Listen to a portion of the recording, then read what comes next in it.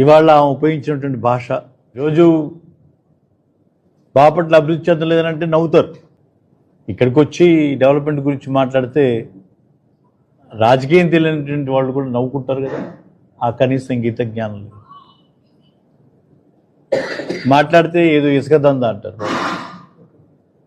దానికి గతంలో కూడా నేను చెప్పాను, బాపట్లో ఎక్కడ కూడా వాగులు వంకలు లేవు, ఇక్కడ దొరికేది బుసక, ఇసుక కాదు.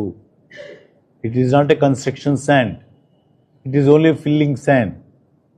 ఆ రిక్వైర్మెంట్ వల్ల కొద్దిగా సడన్గా హైవే థర్డ్ లైన్ రావడం వల్ల కొద్దిగా డిమాండ్ క్రియేట్ అయ్యి ఆ షార్టేజ్ని కొంతమంది ఎన్కాష్ చేసుకుంటున్నారు తప్పించి వేరే ఏం లేదు. దీంట్లో కోట్ల రూపాయలు చేయిపోయే అనేటువంటి మాటలు ఏదో అనాలి కాబట్టి అంటాం, రాజకీయ ఉనికిని కాపాడుకోవడానికి అంటాం, వాళ్ళ మనుగడ కోసం అంటాం, రఘుపతిని ఇంకేమనాలో తెలియక అంటాం తప్పించి ఇంకొకటి కాదు.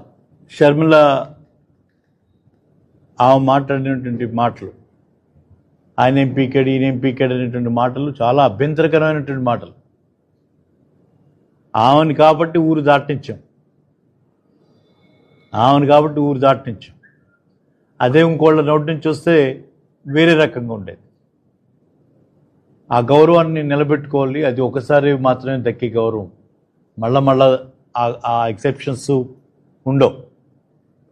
వాటి కూడా దయచేసి ఆ సంస్కారం, ఆ కుటుంబాన్ని చూసి గౌరవంతో విని భరించమే తప్పించి చేతకాక కాదు.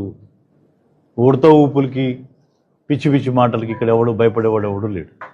ఈ పెయిడ్ ఆర్టిస్టులు ఎంతమంది వచ్చినా,